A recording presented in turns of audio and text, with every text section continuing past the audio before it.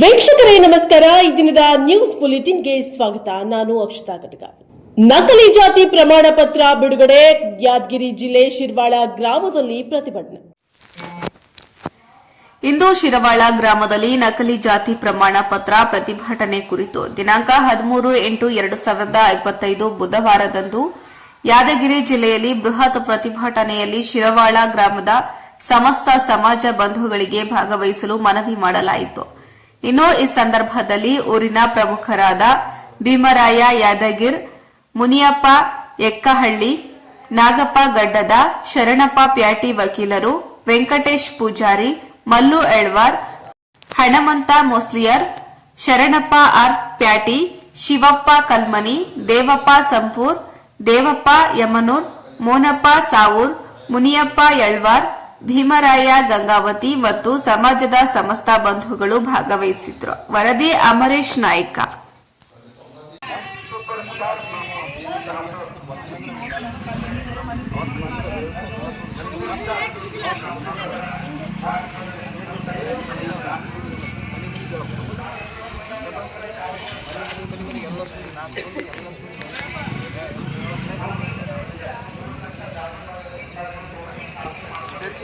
ಯಾಕೆ ಮಾಡಿದ್ವಿ ಅಂತ ಅದನ್ನು ವಿಷಯ ಬರ್ತಾರೆ. ಈಗ 11ನೇ ತಾರೀಕು ಅಧಿವೇಶಿಸ್ತಾರೆ. ಇವತ್ತಿನ ವಿಚಾರ ಈಗ 13 ಎಲ್ಲರಿಗೂ ಮನವಿ ಮಾಡಿ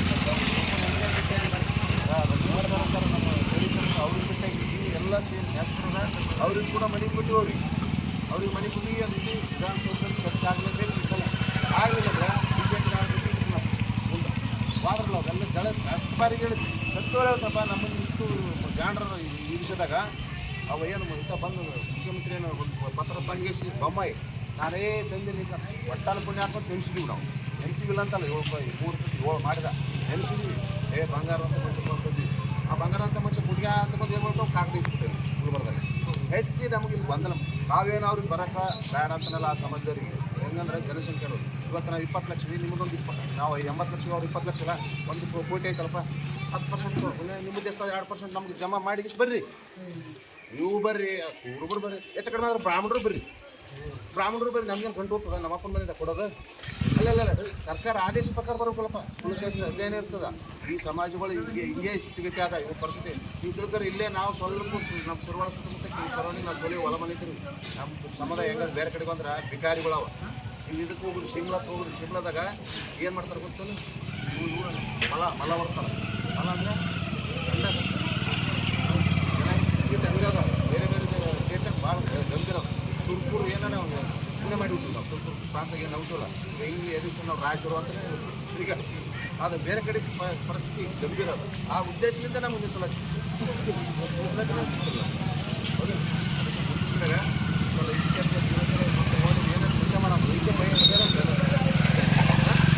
ಚಾಮರಾಜನಗರದಲ್ಲಿ ಒಳ ಮೀಸಲಾತಿ ಸಮೀಕ್ಷೆ ವರದಿ ವಿರೋಧಿಸಿ ಪಂಜಿನ ಮೆರವಣಿಗೆ ಜರುಗಿತು. ಚಾಮರಾಜನಗರದಲ್ಲಿ ನ್ಯಾಯಮೂರ್ತಿ ನಾಗಮೋಹನ್ ದಾಸ್ ಅವರು ಸಲ್ಲಿಸಿರುವ ಒಳ ಮೀಸಲಾತಿ ಸಮೀಕ್ಷೆ ವರದಿ ವಿರೋಧಿಸಿ ಹೊಲೆಯ ಸಮುದಾಯದ ವತಿಯಿಂದ ಪಂಚಿನ ಮೆರವಣಿಗೆ ನಡೆಸಲಾಯಿತು. ನಗರದ ಭೀಮರಾವ್ ಹೆಬ್ಬಾಗಿಲು ಮುಂಭಾಗದಲ್ಲಿ ದಲಿತ ಮಹಾಸಭಾದ ರಾಜ್ಯ ಉಪಾಧ್ಯಕ್ಷ ವೆಂಕಟರಮಣ ಸ್ವಾಮಿ ಪಾಪು ಅವರ ನೇತೃತ್ವದಲ್ಲಿ ಜಮಾಯಿಸಿದ ಪ್ರತಿಭಟನಾಕಾರರು ಅಲ್ಲಿಂದ ಮೆರವಣಿಗೆಯನ್ನ ಹೊರಟು ಭುವನೇಶ್ವರಿ ವೃತ್ತಕ್ಕೆ ತೆರಳಿ ಕೆಲಕಾಲ ಪ್ರತಿಭಟನೆಯನ್ನ ನಡೆಸಿ ನಾಗಮೋಹನ್ ದಾಸ್ ವರದಿ ವಿರುದ್ಧ ಆಕ್ರೋಶ ವ್ಯಕ್ತಪಡಿಸಿದ್ರು. ಪ್ರತಿಭಟನೆ ನೇತೃತ್ವ ವಹಿಸಿದ್ದ ವೆಂಕಟರಮಣ ಸ್ವಾಮಿ ಪಾಪು ಮಾತನಾಡಿದ್ದು, ನ್ಯಾಯಮೂರ್ತಿ ನಾಗಮೋಹನ್ ದಾಸ್ ಅವರು ಸರ್ಕಾರಕ್ಕೆ ಸಲ್ಲಿಸಿರುವ ವರದಿ ಅವೈಜ್ಞಾನಿಕವಾದದ್ದು. ಹೊಲೆಯ ಸಮುದಾಯ, ಮಾದಿಗ ಸಮುದಾಯ ಎರಡಕ್ಕೂ ಅನ್ಯಾಯವಾಗಿದೆ. ಯಾವುದೇ ಕಾರಣಕ್ಕೂ ಈ ವರದಿಯನ್ನ ಮುಖ್ಯಮಂತ್ರಿಗಳು ಜಾರಿಗೊಳಿಸಬಾರದು. ಒಂದು ವೇಳೆ ಜಾರಿಗೊಳಿಸಿದರೆ ಕರ್ನಾಟಕ ಬಂದ್ಗೆ ಕರೆ ನೀಡುವುದಾಗಿ ಪಾಪು ಎಚ್ಚರಿಕೆಯನ್ನ ನೀಡಿದ್ರು. ಇನ್ನು ಮೆರವಣಿಗೆಯಲ್ಲಿ Jagadish, CM Shivanna, Ramasamudra, Suresh auto, Umesh, Prakash, Mahadevaswamy, Senthil, Siddaraju, Rangaswamy, Mallu, auto Kumar, Umesh Kumar ಇತರರು ಭಾಗಿಯಾಗಿದ್ರು. ಇಡೀ ಜಿಲ್ಲೆ ಜನ ಇವೆಲ್ಲ ಒಂದು ಸಾಂಕೇತಿಕವಾಗಿ ಧರಣಿ ಮಾಡ್ತಾ ಇದೀವಿ ಅಷ್ಟೇ. ಇದೊಂದು ಸಾಂಕೇತಿಕ ನಿರ್ಣಯ ಮಾಡಿದ್ದು ಇವತ್ತು ಮಾಡಿದ್ದೀವಿ. 13ನೇ ತಾರೀಕು ಇಡೀ ಜಿಲ್ಲೆಯಿಂದ 10,000 ಜನ ಬರ್ತಾ ಇದ್ದಾರೆ. ಬೇರೆ ಬೇರೆ ಜಿಲ್ಲೆಯಿಂದ ಸಹ ಬರ್ತಾ ಇದ್ದಾರೆ. ಪೊಲೀಸ್ನವರೇ, ನಾವು ನಿಮ್ಮ ಸ್ನೇಹಿತರು, ನಮ್ಮ ಮೇಲೆ ದೌರ್ಜನ್ಯ ಮಾಡಬೇಡಿ. ನಾವು ನಿಮ್ಮ ಪರ ಇದೀವಿ. ಹಲವಾರು ಸಂದರ್ಭದಲ್ಲಿ ನಿಮ್ಮ ಪರಾಟಕ್ಕೆ ಹೋರಾಟ ಮಾಡಿದ್ದೀವಿ. ದಯವಿಟ್ಟು ನೀವು ನಮ್ಮ ಬಿಡಲ್ಲ. ಚಿತ್ರದುರ್ಗದಲ್ಲಿ ಕೇಂದ್ರ ಸರ್ಕಾರದ ವಿರುದ್ಧ ಹರಿಹಾಯ್ದ ಸಂತೋಷ್ ಲಾಡ್. ಕೇಂದ್ರ ಸರ್ಕಾರದ ವಿರುದ್ಧ ಹರಿಹಾಯ್ದ ಸಂತೋಷ್ ಲಾಡ್. ಸರ್ಕಾರದ ಸಾಧನೆ ನಿಮಗೆ ಗೊತ್ತಿದೆ. ಕೇಂದ್ರದ ಬಿಜೆಪಿಯ ಪ್ರಧಾನಿ ಹಾಗೂ ಮಂತ್ರಿಗಳ ಸಾಧನೆ ವೈಯಕ್ತಿಕವಾಗಿ ಆಗಿರಬಹುದು. ಸುಳ್ಳನ್ನ ದೊಡ್ಡ ಪ್ರಮಾಣದಲ್ಲಿ ಯಾವ ರೀತಿ ಹೇಳಬೇಕು ಎಂಬುದು ಜಗತ್ತಿನಲ್ಲಿ ಬಂದ ವ್ಯವಸ್ಥೆ. ಆ ವ್ಯವಸ್ಥೆಯಲ್ಲಿ ಬಿಜೆಪಿ ಇದ್ದು ವೈಯಕ್ತಿಕವಾಗಿ ಲಾಭ ಆಗಿದೆ. ಮೋದಿಯವರು ಬೆಂಗಳೂರಿಗೆ ಬಂದಿದ್ದಕ್ಕೆ ಸ್ವಾಗತ ಮಾಡುತ್ತೇನೆ. ಮೆಟ್ರೋ ಉದ್ಘಾಟನೆಗೆ 78,000 ಕೋಟಿ ಖರ್ಚು ಬರಲಿದ್ದು 55,000 ಕೋಟಿ ಈಗಾಗಲೇ ಖರ್ಚಾಗಿದೆ. ಕೇಂದ್ರ ಹಾಗೂ ರಾಜ್ಯ ಸರ್ಕಾರದ ಸಹಭಾಗಿತ್ವದಲ್ಲಿ ಕಾಮಗಾರಿಯಾಗಿದೆ. ಮೆಟ್ರೋ ಕಾಮಗಾರಿಯಲ್ಲಿ ಕೇಂದ್ರದ ಖರ್ಚು ಕೇವಲ 13% ಹಾಗೂ ರಾಜ್ಯ ಸರ್ಕಾರದ ಖರ್ಚು 87% ಆಗುತ್ತದೆ. ಮೆಟ್ರೋ ಕಾಮಗಾರಿಯಲ್ಲಿ ರಾಜ್ಯದ ಪಾಲು ಹೆಚ್ಚಿದೆ ಎಂದು ಹೇಳಲು ಇಚ್ಛೆ ಪಡುತ್ತೇನೆ. ಮೋದಿಯವರಿಗೆ ಮೊದಲಿನಿಂದಲೂ ಮೈಲೇಜ್ ಹೆಚ್ಚು ಸಿಗುತ್ತದೆ. ಒಳ ಮೀಸಲಾತಿ ಬಗ್ಗೆ ಕ್ಯಾಬಿನೆಟ್ನಲ್ಲಿ ವರದಿ ಬಂದಿದೆ. ಮುಖ್ಯಮಂತ್ರಿಗಳ ಅದನ್ನು ಪೂರ್ಣ ಪ್ರಮಾಣದಲ್ಲಿ ಓದಲು ಅವಕಾಶ ಕೊಟ್ಟಿದ್ದಾರೆ. ಒಳ ಮೀಸಲಾತಿ ಅದು ಕಾಂಗ್ರೆಸ್ನ ಬದ್ಧತೆ. ಇದು ಮಾಡಿಯೇ ಮಾಡುತ್ತೇವೆ. ವರದಿ ಹರೀಶ್ ನಾಯಕನಹಟ್ಟಿ. ಅಲ್ಲ, ಸರ್ಕಾರ ಸಾಧನೆ ನಾನೇನು ಭಾಳ ದೊಡ್ಡ ನಿಮಗೆಲ್ಲ ಗುರ್ತಿದೆ ಏನಾಗಿದೆ ಸರ್ಕಾರ ಸಾಧನೆ ಅಂತ ಹೇಳಿದ್ರೆ ರಾಜಕೀಯವಾಗಿ ಮಾತನಾಡೋದು ಬೇಡ. ವೈಯಕ್ತಿಕ ಸಾಧನೆಗಳು ಆಗಿರ್ಬೋದು, ಆದರೆ ಸರ್ಕಾರದ ಸಾಧನೆ, ದೇಶದ ಸಾಧನೆ ಬಗ್ಗೆ ನನಗೇನು ಒಳ್ಳೆ ಅಭಿಪ್ರಾಯ ಇಲ್ಲ. ಯಾಕಂದರೆ ನಾನು ದಿನ ಬೆಳಿಗ್ಗೆ ಅದ್ರ ಬಗ್ಗೆನೇ ಮಾತನಾಡ್ತೀನಿ. ಗುರ್ತಿದೆ, ಆದರೂ ಕೂಡ ಜಗತ್ತಿನಲ್ಲಿ ಏನಂತಂದರೆ ಒಂದು ವ್ಯವಸ್ಥೆ ಬಂದ್ಬಿಟ್ಟಿದೆ. ಅದನ್ನು ಸುಳ್ಳನ್ನು ಯಾವ ರೀತಿ ದೊಡ್ಡ ಪ್ರಮಾಣದಲ್ಲಿ ಹೇಳಬೇಕೆಂಬುದು ಒಂದು ವ್ಯವಸ್ಥೆಯಲ್ಲಿ ಅವರಿದ್ದಾರೆ. ಹಂಗಾಗಿ ವೈಯಕ್ತಿಕ ಅವ್ರಿಗೆ ಲಾಭ ಆಗಿರ್ಬೋದು, ಅಷ್ಟು ಬಿಟ್ಟರೆ ದೇಶಕ್ಕೇನು ಲಾಭ ಇಲ್ಲ ಅಂತ ಈ ಸಂದರ್ಭ ಕೇಳಲಿಕ್ಕೆ ಬಯಸ್ತೇನೆ. ಬರ್ತಾ ಇದ್ರೆ ಸ್ವಾಗತ ಮಾಡ್ತೀವಿ. ನಮ್ಮ ಪ್ರಧಾನಮಂತ್ರಿ ಬರ್ತಾರೆ ಅಂದರೆ we welcome him, wholeheartedly we welcome. Is our prime minister. ಅದಕ್ಕೇನು ಸಂಬಂಧ ಇದೆ? ಅಲ್ಲ, ಮೆಟ್ರೋ ಉದ್ಘಾಟನೆ ಮಾಡ್ತಾ ಇದ್ದಾರೆ. ಮೆಟ್ರೋದ ಉದ್ಘಾಟನೆಯಲ್ಲಿ ಸುಮಾರು ಇಲ್ಲಿವರೆಗೆ ನನಗಿರ್ತಕ್ಕಂಥ ಮಾಹಿತಿ ಸುಮಾರು 75,000 ಕೋಟಿ ಖರ್ಚಾಗುತ್ತೆ.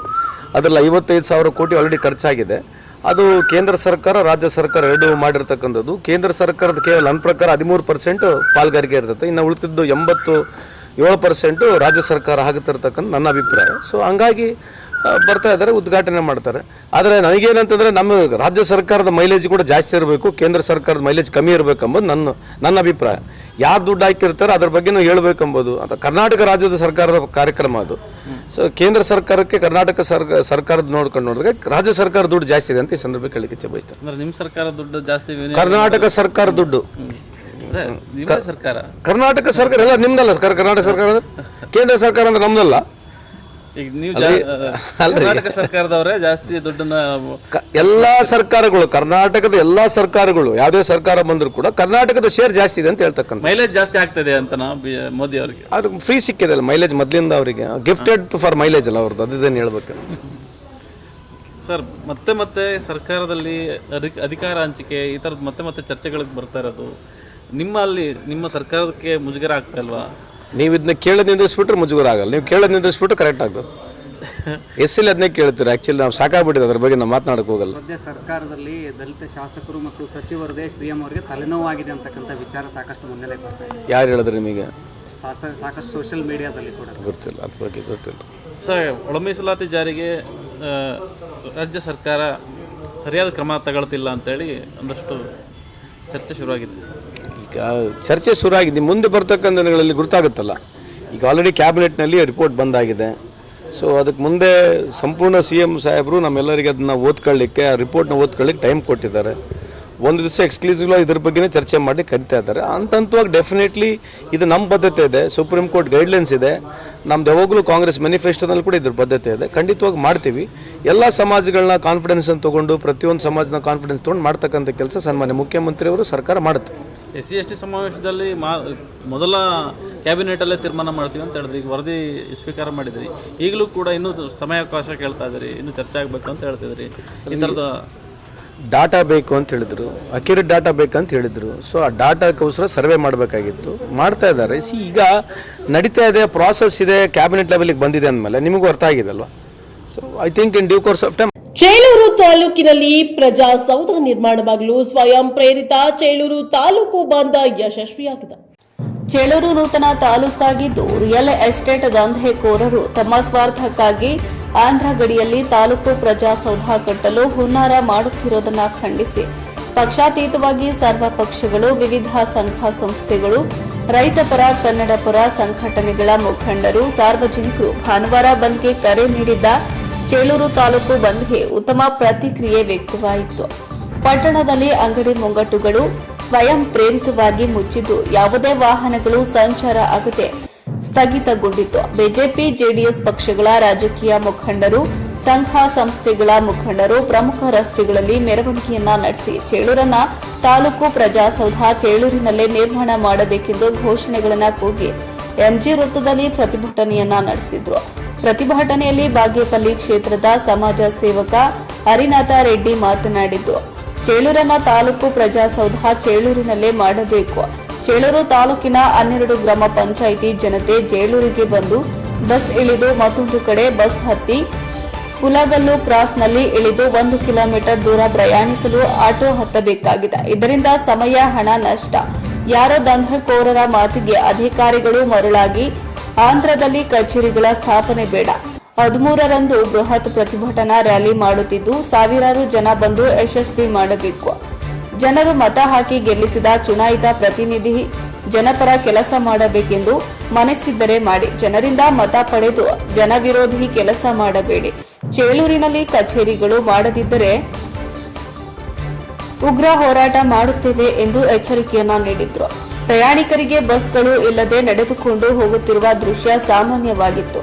ಆಂಧ್ರ ಬಸ್ಸುಗಳ ಸಂಚಾರ ಪೂರ್ಣವಾಗಿ ನಿಂತು ಹೋಗಿತ್ತು. ಬೆಳಗ್ಗೆ 6 ಗಂಟೆಯಿಂದ ಸಂಜೆ 5 ಗಂಟೆಯ ತನಕ ಬಂದ್ ಮಾಡಲಾಯಿತು. ಚೇಳೂರು ಬಂದ್ ಮಾಡಲು ಪ್ರತಿಭಟನಾಕಾರರು ಮೈಕ್ನಲ್ಲಿ ಪ್ರಚಾರ ಮಾಡಲಿಲ್ಲ, ಪ್ರತಿ ಅಂಗಡಿಗಳಿಗೂ ಹೋಗಿ ಹೇಳಲಿಲ್ಲ. ಆದರೂ ಸಾಮಾಜಿಕ ಜಾಲತಾಣಗಳಲ್ಲಿ ಹರಿದಾಡಿದ ಪತ್ರಿಕೆಗಳ ವರದಿಗಳು ನೋಡಿ ಚೇಳೂರಿನಲ್ಲಿ ಪ್ರಜಾಸೌಧ ಆಗಲಿ ಎಂದು ಸ್ವಯಂ ಪ್ರೇರಿತವಾಗಿ ಅಂಗಡಿಗಳು ಮುಚ್ಚಿ ಸಹಕಾರ ನೀಡುತ್ತಿರುವುದಕ್ಕೆ ಪ್ರತಿಭಟನೆಯ ರೂವಾರಿ ತಾಲೂಕು ಪಂಚಾಯಿತಿ ಮಾಜಿ ಸದಸ್ಯರಾದ ಸಿಟಿ ರೆಡ್ಡಿಪಲ್ಲಿ ಎಸ್ವೈ ವೆಂಕಟರಮಣಪ್ಪ ಅವರು ಅಂಗಡಿ ಮಾಲೀಕರಿಗೆ, ಸಾರ್ವಜನಿಕರಿಗೆ ಕೃತಜ್ಞತೆಯನ್ನ ಹೇಳಿದ್ರು. ಚೇಳೂರಿನಲ್ಲಿ ಬಂದ್ಗೆ ಸಹಕಾರ ನೀಡಬೇಡಿ, ಬಸ್ಗಳು ನಿಲ್ಲಿಸದೆ ಸಂಚಾರ ಮಾಡಿಸಿ, ಅಂಗಡಿಗಳು ತೆಗೆದು ವ್ಯಾಪಾರ ಮಾಡಲು ಹೇಳಿದ ಕಾರಣ ಕೈಗಳಿಗೆ ಅವರ ಫಲ ಫಲಿಸದೆ ಮುಖಭಂಗವಾಯಿತು.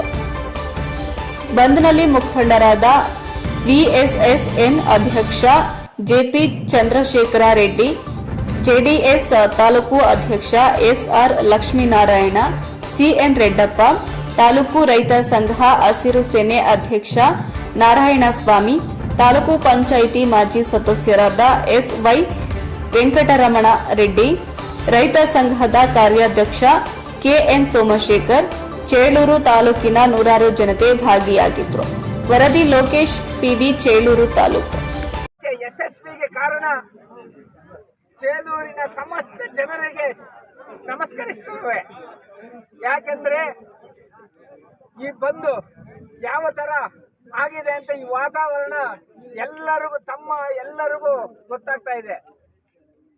ಎಲ್ಲ ವ್ಯಾಪಾರಸ್ಥ ಮಿತ್ರರು, ಎಲ್ಲ ಸಂಘ ಪರಿವಾರದ ಇಲ್ಲಿ ಸೇರಿರ್ತಕ್ಕಂಥ ಸಂಘ ಪರಿವಾರದ ಮಿತ್ರರು, ನಮ್ಮ ನಾಯಕರೆಲ್ಲ ಸೇರಿ ಈ ಬಂದ್ ಕರೆ ಮಾಡಿದ್ದಾರೆ. ಯಾವುದೇ ಒಂದು ಸ್ವಯಂ ಘೋಷಿತವಾಗಿ ಯಾವೊಂದು ಅಂಗಡಿ ಮುಗ್ಗಟ್ಟು ಓಪನ್ ಮಾಡ್ದಿರಾ ಈ ಬಂದನ್ನು ಯಶಸ್ವಿಗೊಳಿಸಿದ್ದಾರೆ. ಅದಕ್ಕೆ ಎಲ್ಲರೂ ಸೇರಿ ನಮಸ್ಕರಿಸಬೇಕಾಗ್ತದೆ. ಬಂಧುಗಳೇ, ಈ ಬಂದು ಕರೆ ಮಾಡಿರುವುದು ಯಾಕಂದ್ರೆ ಚೇಳೂರು ತಾಲೂಕಿನ ಸಮಸ್ತ ಜನರಿಗೆ ತುಂಬಾ ತೊಂದರೆ ಆಗ್ತಾ ಇದೆ. ಇದು ಒಂದು ಮುನ್ನೆಚ್ಚರಿಕೆ. ಅವಾಗಲೇ ನಮ್ಮ ರಾಮಕೃಷ್ಣ ರೆಡ್ಡನ ಅವರು ಹೇಳಿದಂಗೆ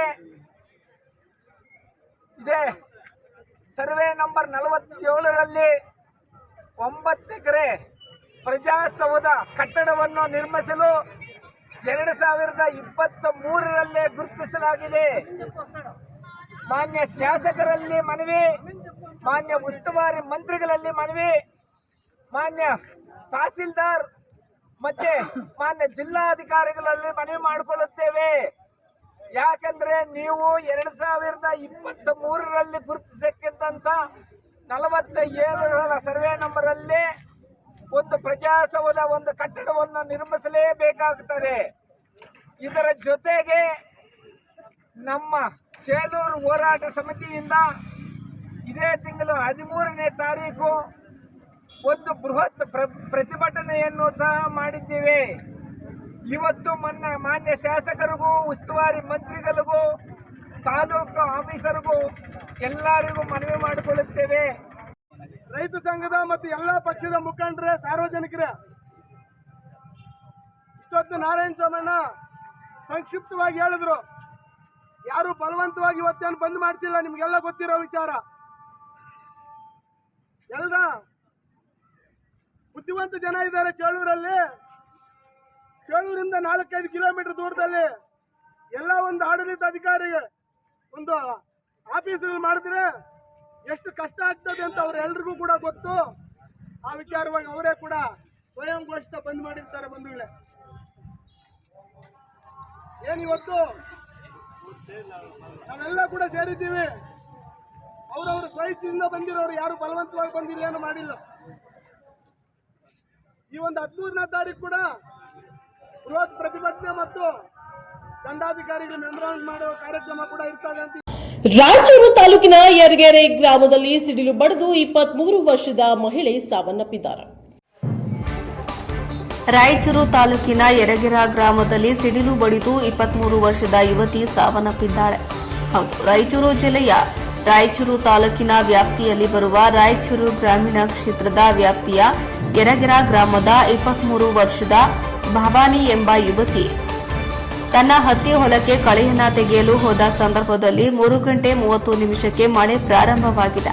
ಇದರಿಂದ ಬೇವಿನ ಗಿಡದ ಕೆಳಗಡೆ ನಿಂತ ಸಂದರ್ಭದಲ್ಲಿ ಸಿಡಿಲು ಬಡಿದು ಸಾವನ್ನಪ್ಪಿರುವ ವಿದ್ರಾವಿಕ ಘಟನೆಯೊಂದು ನಡೆದಿದೆ. ಘಟನಾ ಸ್ಥಳಕ್ಕೆ ಯರಗೆರೆ ಪೊಲೀಸ್ ಠಾಣೆ ಅಧಿಕಾರಿ ಸ್ಥಳಕ್ಕೆ ಭೇಟಿ ನೀಡಿ ಪರಿಶೀಲನೆ ನಡೆಸಿದ್ದಾರೆ. ವರದಿ ಗಾರಲದಿನ್ನಿ ವೀರನಗೌಡ. ನರಗುಂದದಲ್ಲಿ ಹರ್ ಘರ್ ತಿರಂಗ ಯಾತ್ರೆ ಕೇಂದ್ರ ಸಚಿವ ಪ್ರಹ್ಲಾದ್ ಜೋಶಿ ಕಾರ್ಯಕ್ರಮಕ್ಕೆ ಚಾಲನೆ ನೀಡಿದ್ದಾರೆ. ಗದಗ ಜಿಲ್ಲೆ ನರಗುಂದ ಪಟ್ಟಣದಲ್ಲಿ ನಡೆದ ಹರ್ ಘರ್ ತಿರಂಗ ಯಾತ್ರೆ ಕೇಂದ್ರ ಸಚಿವ ಪ್ರಹ್ಲಾದ್ ಜೋಶಿ ಕಾರ್ಯಕ್ರಮಕ್ಕೆ ಚಾಲನೆ ನೀಡಿದರು. ನಂತರ ಶಾಸಕ ಸಿಸಿ ಪಾಟೀಲರ ಮನೆಯ ಭವನದಲ್ಲಿ ಸಸಿಗೆ ನೀರು ಉಣಿಸುವ ಮೂಲಕ ಹರ್ ಘರ್ ತಿರಂಗ ಕಾರ್ಯಕ್ರಮಕ್ಕೆ ಚಾಲನೆ ನೀಡಲಾಯಿತು. ಈ ಸಂದರ್ಭದಲ್ಲಿ ಮಾತನಾಡಿದ ಶಾಸಕ ಸಿಸಿ ಪಾಟೀಲ, ಪ್ರಧಾನಮಂತ್ರಿ ನರೇಂದ್ರ ಮೋದಿಜಿ ಅವರ ಅಪೇಕ್ಷೆಯಂತೆ ನಾವು ಹರ್ ಘರ್ ತಿರಂಗ ಯಾತ್ರೆ ಆಯೋಜಿಸುತ್ತಿದ್ದೇವೆ. ಈ ಯಾತ್ರೆಯನ್ನ ಬಂಡಾಯದ ನಾಡು ನರಗುಂದದಿಂದಲೇ ಚಾಲನೆ ಕೊಟ್ಟಿದ್ದು ಸಂತಸ ತಂದಿದೆ ಎಂದು ತಿಳಿಸಿದರು. ನಂತರ ಸಂಸದ ಪ್ರಹ್ಲಾದ ಜೋಶಿ ಮಾತನಾಡಿದ್ದು, ಆಪರೇಷನ್ ಸಿಂಧೂರ ಮಾಡಿದಾಗ ಪಾಕಿಸ್ತಾನ್ ತಾನೇ ಹೇಳಿದೆ ನಮ್ಮ ಮೇಲೆ ದಾಳಿ ಆಗಿದೆ ಎಂದು. ಆದರೆ ರಾಹುಲ್ ಬಾಬಾ ಹೇಳ್ತಾನೆ ಆಪರೇಷನ್ ಸಿಂಧೂರ ಫೇಲ್ ಆಗಿದೆ ಎಂದು. ಈಗ ಮತ್ತೆ ಹೊಸ ವರಸೆ ತೆಗೆದ ರಾಹುಲ್ ಬಾಬಾ ಮಹದೇವಪುರ ಕ್ಷೇತ್ರದಲ್ಲಿ ಮತಗಳ್ಳತನ ಆಗಿದೆ ಎಂದು. ಎಷ್ಟು ದಿನ ಏನ್ ಮಾಡ್ತಾ ಇದ್ದ, ಸುಳ್ಳು ಹೇಳೋದೇ ಕಾಂಗ್ರೆಸ್ನ ಪ್ರವೃತ್ತಿಯಾಗಿದೆ ಎಂದು ಹರಿಹಾಯ್ದರು. ನಂತರ ಮಾಜಿ ಮುಖ್ಯಮಂತ್ರಿ ಹಾಲಿ ಸಂಸದರಾದ ಬಸವರಾಜ ಬೊಮ್ಮಾಯಿ ಮಾತನಾಡಿದ್ದು, ನಮ್ಮ ಭಾರತ ದೇಶ ಈಗ ವಿಶ್ವದಲ್ಲೇ ಆರ್ಥಿಕವಾಗಿ ಬಲಿಷ್ಠವಾಗಿರುವ ರಾಷ್ಟ್ರಗಳಲ್ಲಿ 4ನೇ ಸ್ಥಾನದಲ್ಲಿದೆ. ಆದರೆ ಟ್ರಂಪ್ ಹೇಳ್ತಾನೆ ಭಾರತದ ಆರ್ಥಿಕತೆ ಸತ್ತು ಹೋಗಿದೆ ಎಂದು. ಇದನ್ನ ನಮ್ಮ ವಿರೋಧ ಪಕ್ಷದ ನಾಯಕ ಟ್ರಂಪ್ ಹೇಳಿದ್ದು ಸತ್ಯ ಎಂದು ಹೇಳ್ತಾನೆ. ಇಂತಹ ವ್ಯಕ್ತಿ ಕೈಯಲ್ಲಿ ನಮ್ಮ ದೇಶ ಕೊಟ್ಟರೆ ಏನಾಗುತ್ತೆ ಎಂದು ನೀವೇ ತಿಳಿದುಕೊಳ್ಳಿ. ನಮ್ಮ ದೇಶ ಮುಂದಿನ 20 ವರ್ಷದಲ್ಲಿ ಆರ್ಥಿಕವಾಗಿ ಜಗತ್ತಿನ ಮೊದಲ ರಾಷ್ಟ್ರ ಆಗುವುದರಲ್ಲಿ ಯಾವುದೇ ಸಂಶಯವಿಲ್ಲ. ಅಂತಹ ಮುಂದಾಲೋಚನೆ ಇರುವ ಪ್ರಧಾನಿಯನ್ನ ನಾವು ಪಡೆದಿದ್ದೇವೆ ಎಂದು ತಿಳಿಸಿದರು. ಇನ್ನು ನರಗುಂದ ಶಾಸಕರಾದ ಸಿಸಿ ಪಾಟೀಲ, ಮಹೇಶ್ ತೆಂಗಿನಕಾಯಿ, ಅರವಿಂದ್ ಬೆಲ್ಲದ, ಚಂದ್ರು ಲಮಾಣಿ, ಸಂಸದರಾದ ಪ್ರಹ್ಲಾದ ಜೋಶಿ, ಬಸವರಾಜ ಬೊಮ್ಮಾಯಿ, ವಿಧಾನ ಪರಿಷತ್ ಸದಸ್ಯರಾದ ಎಸ್ವಿ ಸಂಕನೂರ್, ಬಿಜೆಪಿ ಜಿಲ್ಲಾಧ್ಯಕ್ಷರಾದ ರಾಜು ಕುರಡಗಿ, ಉಮೇಶ್ ಗೌಡ ಪಾಟೀಲ ಮುಂತಾದವರು ಉಪಸ್ಥಿತರಿದ್ದರು. ವರದಿ ಚಂದ್ರಶೇಖರ್ ಗೌಡ ಪಾಟೀಲ, ನರಗುಂದ. 56 ಸ್ವತಂತ್ರ ಸಂಗ್ರಾಮ ಮೊದಲೇದು ಅನ್ನುವಂಥ ಇತಿಹಾಸ. ಆದರೆ 1856ಕ್ಕಿಂತ ಮೊದಲು ಕಿತ್ತೂರಿನಲ್ಲಿ ವೀರರಾಣಿ ಚೆನ್ನಮ್ಮ, ನರಗುಂದದಲ್ಲಿ ಬಾಬಾ ಸಾಹೇಬ ಬ್ರಿಟಿಷರ ವಿರುದ್ಧ ಹೋರಾಡಿದ್ದನ್ನು ನಾವಿಲ್ಲಿ ಸ್ಮರಿಸ್ಕೋಬೇಕು. ಅಂಥ ಒಂದು ಹೋರಾಟ ಪ್ರಿಯರ ನಾಡಿನಲ್ಲಿ ಮತ್ತೊಮ್ಮೆ ರಾಷ್ಟ್ರಾಭಿಮಾನವನ್ನು ಮೂಡಿಸುವಂಥ ಕೆಲಸ ಇವತ್ತು ಭಾರತೀಯ ಜನತಾ ಪಕ್ಷದಿಂದ ನರಗುಂದ ನಗರದಲ್ಲಿ ನಡೀತಾ ಇದೆ. ಈ ಕಾರ್ಯಕ್ರಮಕ್ಕೆ ಆಗಮಿಸಿದ ಎಲ್ಲ ಗೌರವಾನ್ವಿತ ನಾಯಕರನ್ನ ಯಾವುದಾದ್ರು ಹೆಸರು ತಗೋದಿದ್ರೆ ಬರೀತಕ್ಕ ತಿಳ್ಕೊಬಾರ್ದು. ಸಮಯ ಭಾಳ ಆಗಿದೆ. ಮೇಘರಾಜ ತಲೆ ಮೇಲೆ ತುಗಾಡಕತ್ತಾನೆ. ಆ ಕಾರಣಕ್ಕಾಗಿ ಸಂಕ್ಷಿಪ್ತವಾಗಿ ನಾನು ಮಾತನಾಡಿ ಹೆಚ್ಚಿನ ಸಮಯವನ್ನು ನಮ್ಮ ವೀರವರು ನಾಯಕರಿಗೆ ನಾನು ಕೊಡ್ತಾ ಇದ್ದೇನೆ. ಬಂಧುಗಳೇ, 1947ರಲ್ಲಿ ಪ್ರಾರಂಭವಾದ ಸಿಕ್ಕಂಥ ಸ್ವಾತಂತ್ರ್ಯ ಹಲವಾರು ಏರುಬೀಳುಗಳನ್ನು ಕಂಡು ಪ್ರಗತಿಯನ್ನು ಸಾಧಿಸ್ತಾ ಬಂತು. ದಿವಂಗತ ಅಟಲ್ ಬಿಹಾರಿ ವಾಜಪೇಯಿ ಕಾಲದಲ್ಲಿ ಪೋಖ್ರಾಣದಲ್ಲಿ ಅಣು ವಿದ್ಯುತ್ತನ್ನು ಉತ್ಪಾದನೆ ಮಾಡಿ ಅಣು ರಾಷ್ಟ್ರ ಅಂತ ಕೀರ್ತಿಯನ್ನು ಪಡೆಯಿತು. ತದನಂತರ ಬಂದು 2014ರಿಂದ ಇಲ್ಲಿಯವರೆಗೆ ನರೇಂದ್ರ ಮೋದಿಜಿಯವರ ನೇತೃತ್ವದಲ್ಲಿ ಭಾರತ ಅಪ್ರತಿಮ ಸಾಧನೆಯನ್ನು ಸಾಧಿಸ್ತಾ ಇದೆ. ಇವತ್ತು ಆರ್ಥಿಕತೆಯಲ್ಲಿ ವಿಶ್ವದ 3 ಮತ್ತು 4ನೇ ಸ್ಥಾನದಲ್ಲಿ ಇವತ್ತು ಭಾರತವನ್ನು ತಂದು ನಿಲ್ಲಿಸಿದಂಥ ಕೀರ್ತಿ ಯಾರಿಗಾದರೂ ಸಲ್ತಿದ್ರೆ ನಮ್ಮ ದೇಶದ ಹೆಮ್ಮೆಯ ಪ್ರಧಾನಿಗಳಾದಂಥ ನರೇಂದ್ರ ಮೋದಿಜಿಯವರು ಸಲ್ತಿದ್ದಾರೆ. ಬಾಲ್ಕೋಟ್ನಲ್ಲಿ ನಮ್ಮ ಅಮಾಯಕ ಯುವತಿಯರ ಸಿಂಧೂರನ್ನು ನಡಗಿಸಿದಂಥ ಪಾಕಿಸ್ತಾನ ನೆರೆಯ ಶತ್ರು ರಾಷ್ಟ್ರ ಪಾಕಿಸ್ತಾನಕ್ಕೆ ಆಪರೇಷನ್ ಸಿಂಧೂರ್ ಮೂಲಕ ಕೇವಲ 20-25 ನಿಮಿಷಗಳಲ್ಲಿ ಆ ದೇಶ ಇವತ್ತಿನವರೆಗೂ ಸುಧಾರಿಸಲಿಕ್ಕೆ ಸಾಧ್ಯ ಇಲ್ಲ ಅನ್ನುವಂಥ ಸ್ಥಿತಿಯನ್ನು ತಂದಿಟ್ಟಂಥ ಕೀರ್ತಿ ನಮ್ಮ ಭಾರತದ ಪ್ರಧಾನಮಂತ್ರಿಗಳಿಗೆ, ಗೃಹ ಮಂತ್ರಿಗಳಿಗೆ ಮತ್ತು ಅಮಿತ್ ಶಾ ಅವರಿಗೆ, ಸೇನಾದಳದ 3 ಸೇನಾಧಿಪತಿಗಳಿಗೆ, ಭದ್ರತಾ ಸಲಹೆಗಾರ ಅಜಿತ್ ದೋವಲ್ ಅವರಿಗೆ ಸಲ್ತೈತೆ ಅಂತ ಹೇಳಿದ್ರೆ ತಪ್ಪಾಗಿರ್ತಿಲ್ಲ. ಭಾರತ ಇಂಥ ಸುಭದ್ರ ಸ್ಥಿತಿಯಲ್ಲಿ ತಂದು ನಿಲ್ಲಿಸಿದಂಥ ಈ ಸಂದರ್ಭದಲ್ಲಿ ನಾವೇನು ಇನ್ನು 2-3 ದಿವಸಕ್ಕೆ ಮತ್ತೊಮ್ಮೆ ಧ್ವಜಾರೋಹಣವನ್ನು ಮಾಡಲಿಕ್ಕೆ ತೆರಳ್ತಾ ಇದ್ದೇವೆ. ಧ್ವಜಾರೋಹಣವನ್ನು ಮಾಡಲಿಕ್ಕೆ ತೆರಳಕ್ಕಿಂತ ಪೂರ್ವದಲ್ಲಿ ದೇಶಭಕ್ತಿ ಪ್ರತಿಯೊಬ್ಬ ನಾಗರಿಕರಲ್ಲಿ ಮೂಡಿಸುವ ಸಂಬಂಧ ಈ ಒಂದು ತಿರಂಗ ಯಾತ್ರೆ ಎನ್ನುವಂಥದ್ದನ್ನು ನಮ್ಮ ಪಕ್ಷ ಹಮ್ಮಿಕೊಂಡಿದೆ. ಈ ತಿರಂಗ ಯಾತ್ರೆಗೆ ಸಹಕರಿಸಿದಂಥ ಎಲ್ಲ ನಾಯಕರಿಗೆ ನಾನು ನನ್ನ ನಮನಗಳನ್ನು ಸಲ್ಲಿಸ್ತೇನೆ. ವಿಶೇಷವಾಗಿ ಭಾರತೀಯ ಜನತಾ ಪಕ್ಷದ ಯುವ ಕಾರ್ಯಕರ್ತರು ಇಂಥ ಮಳೆಯಲ್ಲೂ ಕೂಡ 100 ಬೈಕ್ಗಳ ಮುಖಾಂತರ ನಗರದ ತುಂಬೆಲ್ಲ ರಾಷ್ಟ್ರಧ್ವಜವನ್ನು ಹೊತ್ಕೊಂಡು ನಡೆಸಿಕೊಂಡು ಬಂದಿದ್ದು ತಮಗೂ ಕೂಡ ಅಭಿನಂದನೆ ಸಲ್ಲಿಸಿ, ಭಾರತ ದೇಶ ಪ್ರೇಮ ನಮ್ಮೆಲ್ಲರಲ್ಲಿ ಮೂಡಬೇಕು. ದೇಶ ನಮಗೆ ಏನು ಕೊಟ್ಟೈತೆ ಅನ್ನೋದಕ್ಕಿಂತ ದೇಶಕ್ಕಾಗಿ ನಾನು ಏನು ಕೊಡಬೇಕು, ಏನು ಕೊಡಬಲ್ಲೆ ಅನ್ನೋದ್ರ ಬಗ್ಗೆ ವಿಚಾರವನ್ನು ಮಾಡುವಂಥ ದಿನಗಳಿವು. ಆ ಕಾಲಕ್ಕಾಗಿ, ಆ ವಿಷಯಕ್ಕಾಗಿ ನಮ್ಮಲ್ಲೆಲ್ಲರ ದೇಶ ಪ್ರೇಮ ಮೂಡಲಿ ಅಂತ ಹಾರೈಸಿ ನಾನು ಹೇಳೋ ಮಾತುಗಳನ್ನು ಮುಗಿಸ್ತೇನೆ. ರಾಷ್ಟ್ರಧ್ವಜದ ಅಭಿಮಾನ ಇರಬೇಕು, ಗೌರವ ಇರಬೇಕು. ಸ್ವತಂತ್ರ ದಿನಾಚರಣೆಯ ಮುನ್ನಾ ದಿನಗಳಲ್ಲಿ ಪ್ರತಿ ಮನೆಗಳ ಮೇಲೆ ರಾಷ್ಟ್ರಧ್ವಜವನ್ನು ಹಾರಿಸುವ ಮುಖಾಂತರ ರಾಷ್ಟ್ರ ಪ್ರೇಮವನ್ನು ಮೆರೆಯಬೇಕನ್ನುವಂಥ ಉದ್ದೇಶ ಈ ದೇಶದ ಹೆಮ್ಮೆಯ ಪ್ರಧಾನಿಗಳಾದಂಥ ನರೇಂದ್ರ ಮೋದಿಜಿಯವರು. ಈ ಬಾರಿ ವಿಭಾಗ ಮಟ್ಟದ ಹರಗರ ತಿರಂಗ ಕಾರ್ಯಕ್ರಮವನ್ನು ಆಯೋಜನೆ ಮಾಡಲು ಪಕ್ಷ ನನಗೆ ಸೂಚನೆ ಕೊಟ್ಟ ಹಿನ್ನೆಲೆಯಲ್ಲಿ ಇವತ್ತು ಈ ಕಾರ್ಯಕ್ರಮವನ್ನು ನಾವು ಆಯೋಜನೆಯನ್ನು ಮಾಡಿದ್ದೇವೆ. ಈಗಾಗಲೇ 100 ಬೈಕ್ಗಳ ಮುಖಾಂತರ ಬೈಕ್ ರ್ಯಾಲಿಯನ್ನು ಮಾಡಿಕೊಂಡು ತಾವೆಲ್ಲ ಯುವಕರು ಬಂದಿದ್ದೇವೆ. ಈ ಸಮಾರಂಭವನ್ನು ಉದ್ಘಾಟಿಸಲಿರ್ತಕ್ಕಂಥ ಕರ್ನಾಟಕ ರಾಜ್ಯದ ಮಾಜಿ ಮುಖ್ಯಮಂತ್ರಿಗಳು, ಗದಗ ಮತ್ತು ಹಾವೇರಿ ಲೋಕಸಭಾ ಕ್ಷೇತ್ರದ ಸಂಸದರಾದಂಥ ಸನ್ಮಾನ್ಯ ಬಸವರಾಜ ಬೊಮ್ಮಾಯಿ ಅದ್ದೂರಿಯಾಗಿ ಮಾಡಿದಂಥ ಮೋಟರ್ ಬೈಕನ್ನು ರ್ಯಾಲಿಯನ್ನು ಉದ್ಘಾಟನೆ ಮಾಡಿದಂಥ ಕೇಂದ್ರ ಸಚಿವರು, ಆತ್ಮೀಯರು ಆದಂಥ ಸನ್ಮಾನ್ಯ ಪ್ರಹ್ಲಾದ್ ಜೋಶಿಜಿ ಅವರೇ, ಜಿಲ್ಲಾ ಅಧ್ಯಕ್ಷರಾದಂಥ ರಾಜು ಕೂರ್ಡಿಗೆ ಅವರೇ, ನರಗುಂದ ವಿಧಾನಸಭಾ ಮತಕ್ಷೇತ್ರದ 3 ಮಂಡಲಗಳ ಗೌರವಾನ್ವಿತ ಅಧ್ಯಕ್ಷರುಗಳೇ, ಶಾಸಕ ಮಹೇಶ್ ತೆಂಗಿನಕಾಯಿ ಅವರೇ, ಚಂದ್ರು ಲಮಾನಿ ಅವರೇ, ಅರವಿಂದ್ ಬೆಲ್ಲರ್ ಅವರೇ, ಸಂಕನೂರ್ ಅವರೇ, ಯುವ ನಾಯಕರಾದಂಥ ಭರತ್ ಬೊಮ್ಮಾಯಿ ಅವರೇ, ಮಹೇಂದ್ರ ಕೌತಾಲ್ ಅವರೇ, ವೇದಿಕೆ ಮೇಲೆ ಆಶೀರ್ವಾದಂಥ ಎಲ್ಲ ಗೌರವಾನ್ವಿತ ಭಾರತೀಯ ಜನತಾ ಪಕ್ಷದ ಗುರು ಹಿರಿಯರೇ, ಇಲ್ಲಿ ನಡೆದಿರ್ತಕ್ಕಂಥ ಸಮಸ್ತ ಭಾರತೀಯ ಜನತಾ ಪಕ್ಷದ ಆತ್ಮೀಯ ಕಾರ್ಯಕರ್ತ ಬಂಧು ಭಗಿನಿಯರೇ, ಮಾಧ್ಯಮದ ಸ್ನೇಹಿತರು,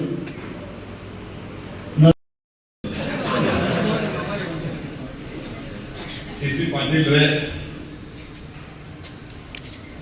ವಿರೋಧ ಪಕ್ಷದ ಉಪನಾಯಕರಾದಂಥ ಅರವಿಂದ್ ಬೆಲ್ಲದ್ ಅವರೇ, ಚಂದ್ರು ನಮಾಣಿ ಅವರೇ, ಮಹೇಶ್ ತೆಂಗಿನಕಾಯಿ ಅವರೇ, ಸಂಕೂರ್ ಅವರೇ ಹಾಗೂ ಎಲ್ಲ ಹಿಂದಿನ ವಿಧಾನಸಭೆ ವಿಧಾನ ಪರಿಷತ್ತಿನ ಸದಸ್ಯರೇ, ಪಕ್ಷದ ಜಿಲ್ಲಾ ಅಧ್ಯಕ್ಷರುಗಳೇ ಹಾಗೂ ಎಲ್ಲ ಪ್ರಮುಖರೇ, ಸ್ನೇಹಿತರೆ, ಹರ್ ಘರ್ ತಿರಂಗ ಅನ್ನುವಂಥ ಕಲ್ಪನೆ ಸ್ವತಂತ್ರದ 75ನೇ ವರ್ಷದ ಉತ್ಸವದ ಸಂದರ್ಭದಲ್ಲಿ ನಾವು ಶುರು ಮಾಡಿದ್ವಿ. ಅವತ್ತು ಇಡೀ ದೇಶಾದ್ಯಂತ ಎಲ್ಲ ಮನೆಗಳ ಮೇಲೆ ರಾಷ್ಟ್ರಧ್ವಜವನ್ನು ಹಾರಿಸಬೇಕು ಅನ್ನುವಂತಹ ಸಂಕಲ್ಪವನ್ನು ಮಾಡಿದಾಗ ನಮ್ಮ ದೇಶದೊಳಗೆ ರಾಷ್ಟ್ರಧ್ವಜ ಕಮ್ಮಿ ಆದವು, ಅಂದ್ರೆ ಅವೈಲೇಬಲ್ ಆಗಲಿಲ್ಲ. ಆ ಪ್ರಮಾಣದಲ್ಲಿ ರಾಷ್ಟ್ರಧ್ವಜದ ವ್ಯಾಪಾರವೂ ಆಯಿತು ಮತ್ತು ಆ ಪ್ರಮಾಣದಲ್ಲಿ ರಾಷ್ಟ್ರಧ್ವಜದ ಹಾರಾಟವೂ ಆಯಿತು. ನಮ್ಮ ದೇಶದಲ್ಲಿ 22 ಕೋಟಿ ಮನೆಗಳಿದ್ದಾವೆ, ಕುಟುಂಬಗಳಿದ್ದಾವೆ ಅಂತ ಒಂದು ಅಂದಾಜಿದೆ. ಈಗ ಹೊಸದಾಗಿ ಸೆನ್ಸಸ್ ಶುರು ಆಗ್ತಾ ಇದೆ, ಅವಾಗ ಇನ್ನೂ ಪರ್ಫೆಕ್ಟ್ ಆಗಿ ಗೊತ್ತಾಗ್ತದೆ. ಸುಮಾರು 10 ಕೋಟಿ ಜನಕ್ಕಿಂತ ಹೆಚ್ಚು ಜನರ ಮನೆ ಮೇಲೆ 75ನೇ ವರ್ಷದ ಸ್ವತಂತ್ರೋತ್ಸವದಲ್ಲಿ ಧ್ವಜ ಹಾರಾಡಿತ್ತು ಅನ್ನೋದನ್ನು ನಾವು ಮರಿಬಾರದು. ಈ ಧ್ವಜಕ್ಕೆ ತನ್ನದಾದಂಥ ಇತಿಹಾಸ ಇದೆ ಮತ್ತು ಇಲ್ಲಿ ನಮ್ಮ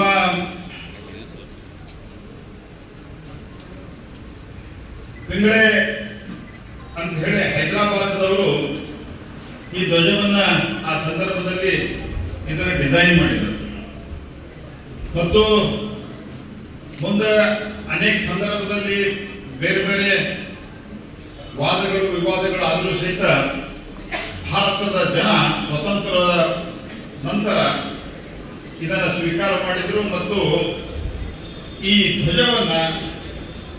ಧ್ವಜದ ಗೌರವ ಮಾನ ರಕ್ಷಣೆಗಾಗಿ ಹಲವಾರು ಜನ ತ್ಯಾಗ ಬಲಿದಾನವನ್ನ ಮಾಡಿದರು ಅನ್ನುವಂಥದ್ದನ್ನು ಕೂಡ ನಾವು ಮರೆಯಬಾರದು. ಹಾಗಾಗಿ ಸ್ವತಂತ್ರದ ಸಂದರ್ಭದಲ್ಲಿರಬಹುದು. ಬೆಂಗಳೂರಿನಲ್ಲಿ ಸುಧಾಕರ್ ಮಾನಹಾನಿಯುಳ್ಳ ಪೋಸ್ಟರ್ ಅಂಟಿಸಲು ತಯಾರಾಗಿದ್ದ ಕಾಂಗ್ರೆಸ್ ಮುಖಂಡರು. ಸುಧಾಕರ್ ಮಾನಹಾನಿ ಪೋಸ್ಟರ್ ವಿವಾದ ಸಿಕ್ಕಿದ ಪ್ರದೀಪ ಈಶ್ವರ ಬೆಂಬಲಿಗರು. ಸಂಸದ ಸುಧಾಕರ್ ಫೋಟೋ ಉಳ್ಳ ಪೋಸ್ಟರ್ ಅಂಟಿಸಲು ತಯಾರಾಗಿದ್ದ ಕಾಂಗ್ರೆಸ್ ಮುಖಂಡರು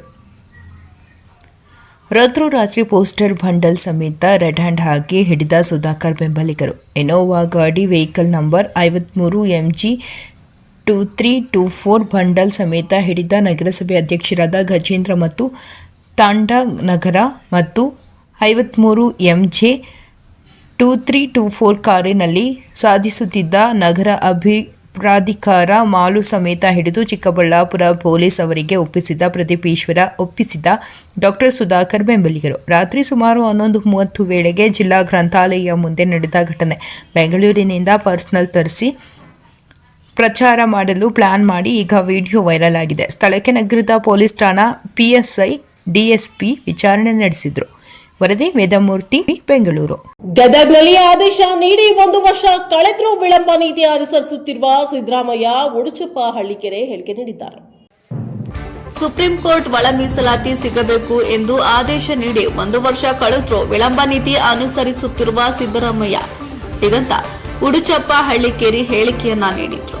ಇಂದು ಗದಗ ಜಿಲ್ಲಾ ಪತ್ರಿಕಾ ಭವನದಲ್ಲಿ ಸುದ್ದಿಗೋಷ್ಠಿ ನಡೆಸಿ ಮಾತನಾಡಿದ ಅವರು, ಸಿಎಂ ಸಿದ್ದರಾಮಯ್ಯ ಅವರು ವಿನಾಕಾರಣ ಮಾದಿಗ ಸಮುದಾಯಕ್ಕೆ ಅನ್ಯಾಯ ಮಾಡಲೆಂದೇ ವಿಳಂಬ ನೀತಿ ಅನುಸರಿಸುತ್ತಿರುವುದು ನಮಗೆ ಬೇಸರ ತಂದಿದೆ. ಈ ಸರ್ಕಾರ ಆಡಳಿತಕ್ಕೆ ಬರುವ ಮುನ್ನ ಮಾದಿಗ ಸಮುದಾಯಕ್ಕೆ ಒಳ ಮೀಸಲಾತಿ ಮೊದಲನೇ ಸಂಪುಟ ಸಭೆಯಲ್ಲಿ ನೀಡುತ್ತೇವೆ ಎಂದು ಮಾತು ಕೊಟ್ಟು ಮಾದಿಗ ಸಮುದಾಯದ ಮತ ಪಡೆದು ಆಡಳಿತಕ್ಕೆ ಬಂದು ಈಗ ವಿನಾಕಾರಣ ದತ್ತಾಂಶದ ನೆಪ ಹೇಳಿಕೊಂಡು ಕಾಲಹರಣ ಮಾಡುತ್ತಿದ್ದಾರೆ. ಅದು ಮಾದಿಗ ಸಮುದಾಯಕ್ಕೆ ಅನ್ಯಾಯ ಮಾಡುತ್ತಿದ್ದು ನಮಗೆ ಬೇಸರ ತಂದಿದೆ. ಬರುವ ಸಂಪುಟ ಸಭೆಯಲ್ಲಿ ಒಳ ಮೀಸಲಾತಿ ಅನುಷ್ಠಾನ ಮಾಡದೆ ಹೋದರೆ ಆಗಸ್ಟ್ 16ರಂದು ಉಗ್ರ ಹೋರಾಟಕ್ಕೆ ಇಡೀ ರಾಜ್ಯಾದ್ಯಂತ ಸಿದ್ಧರಾಗಿದ್ದೇವೆ ಎಂದು ರಾಜ್ಯ ಸರ್ಕಾರಕ್ಕೆ ಎಚ್ಚರಿಕೆಯನ್ನ ನೀಡಿದ್ರು. ಕ್ಯಾಮರಾಮನ್ ಜಗದೀಶ್ ಜೊತೆ ಅಶೋಕ ಹುಗಾರ, ಗದಗ. ಮಹತ್ವದ ಪತ್ರಿಕಾಗೋಷ್ಠಿಯನ್ನು ಹಮ್ಮಿಕೊಳ್ಳಲಾಗಿದ್ದು, ತಮ್ಮೆಲ್ಲ ಗೊತ್ತಿರೋ ಹಾಗೆ ಬಂಧುಗಳೇ, ಮೊನ್ನೆ ತಾನೇ ಆಗಸ್ಟ್ 1ರಂದು ತಾವೆಲ್ಲ ಗದಗ ಜಿಲ್ಲೆಯಲ್ಲಿ ಬೃಹತ್ ಆದಂಥ ಒಂದು ಪ್ರತಿಭಟನೆಯಲ್ಲಿ ಭಾಗವಹಿಸಿ ಯಶಸ್ಸನ್ನು ಮಾಡಿರ್ತಕ್ಕಂಥ ಮೊದಲನೇದಾಗಿ ನಿಮ್ಮೆಲ್ಲರಿಗೂ ನಾನು ಧನ್ಯವಾದಗಳನ್ನು ಹೇಳ್ತಾ ಇದ್ದೇನೆ. ಬಂಧುಗಳು, ತಮಗೆಲ್ಲ ಗೊತ್ತಿರೋ ಹಾಗೆ ಆಗಸ್ಟ್ 1 ಸುಪ್ರೀಂ ಕೋರ್ಟ್ 2024 ಏನು ಹೈಕೋರ್ಟ್ ಸುಪ್ರೀಂ ಕೋರ್ಟಿನ ನ್ಯಾಯಮೂರ್ತಿಗಳು ಒಳ ಮೀಸಲಾತಿಗಾಗಿ ಒಂದು ಆದೇಶವನ್ನು ನೀಡಿತ್ತು. ಈ ಆದೇಶದ ಅನುಗುಣವಾಗಿ ಆಯಾ ರಾಜ್ಯದ ಎಲ್ಲ ಒಂದು ಒಳ ಮೀಸಲಾತಿಯನ್ನು ಆಯಾ ರಾಜ್ಯಕ್ಕೆ ಒಂದು ಒಳ ಮೀಸಲಾತಿಯನ್ನು ಮಾಡಬೇಕಂತ ತಮಗೆಲ್ಲ ಇದು ಗೊತ್ತಿರತಕ್ಕಂಥ ವಿಷಯಗಳು. ಅದೇ ರೀತಿಯಾಗಿ ಒಂದು ಹರಿಯಾಣ ಆಗಿರ್ಬೋದು, ಪಂಜಾಬ್ನಲ್ಲಿ ಆಗಿರ್ಬೋದು, ಪಕ್ಕದ ತೆಲಂಗಾಣ ಆಗಿರ್ಬೋದು, ಇವತ್ತು 1 ವರ್ಷ ಆದರೂ ಕೂಡ ಆಗಸ್ಟ್ 1 ಆದರೂ ಕೂಡ ಇವತ್ತು ಸರ್ಕಾರ ಒಂದು ಕಡೆ ದತ್ತಾಂಶ ಕೇಳಿತು, ದತ್ತಾಂಶಗಳು ಕೊಟ್ಟಿತು ಮತ್ತು ಒಂದು ಸ್ಪೆಷಲ್ ಆಗಿ ಒಂದು HN ನಾಗಮೋಹನ್ ದಾಸ್ ವರದಿಯನ್ನು ಕಮಿಷನ್ ಆಯೋಗವನ್ನು ಮಾಡಿತು. ಕಮಿಷನ್ ಆಯೋಗವನ್ನು ಮಾಡಿ ಮೊನ್ನೆ ತಾನೇ 4ನೇ ತಾರೀಕಿನಂದು ಇವತ್ತು ಒಳ ಮೀಸಲಾತಿಯನ್ನು ರಾಜ್ಯ ಸರ್ಕಾರದ ಮುಖ್ಯಮಂತ್ರಿಗಳಾಗಿರ್ತಕ್ಕಂಥ ಸನ್ಮಾನ್ಯ ಸಿದ್ದರಾಮಯ್ಯ ಅವರಿಗೆ ಇವತ್ತು ವರದಿಯನ್ನು ಸಲ್ಲಿಸಲಾಯಿತು. ಇವತ್ತು 1994ರಿಂದ ಇಲ್ಲಿವರೆಗೂ ಕೂಡ ಈ ಒಂದು ಒಳ ಮೀಸಲಾತಿಗಾಗಿ ಇವತ್ತು HN ನಾಗಮೋಹನ್ ದಾಸ್ ವರದಿ ಆಗಿರ್ಬೋದು, ಸದಾಶಿವ ಆಗಿರ್ಬೋದು ಮತ್ತು US ಮಳ್ಳಿಮಠ ಆಗಿರ್ಬೋದು ಮತ್ತು ಏನು ಹಿಂದೆ ಕಳೆದ ಸರ್ಕಾರ ಇರತಕ್ಕಂಥ ಮಾಧುಸ್ವಾಮಿ ವರದಿಯನ್ನು ಆಗಿರ್ಬೋದು. ಇವತ್ತು ವರದಿ ಪ್ರಕಾರ ನಾವು ಹೇಳ್ತಾ ಇದ್ದಂದ್ರೆ ತಮಗೆಲ್ಲ ಗೊತ್ತಿರೋ ಹಾಗೆ ಇಡೀ ರಾಜ್ಯದಲ್ಲಿ ನಾವು ವರದಿಯನ್ನು ತಯಾರು ಮಾಡಿದ್ದಲ್ಲ, ಸರ್ಕಾರ ವರದಿಯನ್ನು ತಯಾರು ಮಾಡಿದೆ. ಇವತ್ತು ನಾಗಮೋದ ವರದಿಯನ್ನು ನೋಡಿದರೆ ಇವತ್ತು ಬಹಳ ಸ್ಪಷ್ಟವಾಗಿದೆ. ನಾವು ಅಂಕಿ ಸಂಖ್ಯೆ ಜನಗಣತಿ ಅನುಗುಣವಾಗಿ ಇವತ್ತು ಆಯಾ ರಾಜ್ಯ ನಿರಂತರವಾಗಿ ಮಾದಿಗರನ್ನ ಒಂದು ರೀತಿ ಶೋಷಣೆಗೊಳಪಡಿಸ್ತಾ ಬರ್ತಾರೆ. ಒಂದು ಕಡೆ ಕಾನೂನಿನ ತೊಡಕನ್ನು ಹೇಳಿಕೊಂಡು ಮೊನ್ನೆ ಉಚ್ಚಪ್ಪನ ಹೇಳಿದಂಗ ದತ್ತಾಂಶಗಳ ನೆಪದಲ್ಲಿ ಕಾಲಹರಣ ಮಾಡಿಕೊಂಡು ಇದಾಗಿತ್ತು ಈ ದಿನದ ನ್ಯೂಸ್ ಬುಲೆಟಿನ್. ನಿರಂತರ ಸುದ್ದಿಗಾಗಿ ನೋಡ್ತಾ ಇರಿ NKS TV4. ಇದು ನಿರಂತರ ಕಾರ್ಯಪಡ.